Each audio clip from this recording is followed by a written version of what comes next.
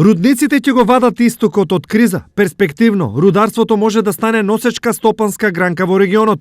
Ова е резултат на доделените концесии и најавата за отворање на нови рудници, постапка која е во завршна фаза. Ние во септември месец ја добивме концесијата за експлоатација за Боров дол, ги вршиме другите подготовки за почеток на изработката на рударскиот проект за експлоатација на тоа рудно тело. Кадејца ја имаме концесијата, вршиме дополнителни технолошки истражувања со цел да се направи нова студија за оправданост на инвестицијата. Во моментов на територијата на источниот регион веќе работат 4 рудници: Саса во Македонска Каменица, Злетово во Пробишти, Тораница во Крива Паланка и Бучин во Радовиш. Сите заедно вработуваат околу 2500 работници.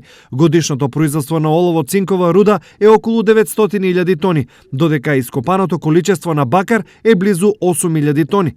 Во просек сите рудници заедно имаат годишна добивка од околу 50 милиони евра.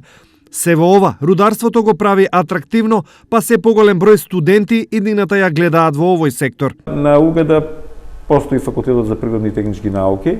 Тоа е стариот рударско-геолошки факултет, каде што се изучуваат овие дисциплини и каде што интересот за студирање од година во година е се поголем и поголем.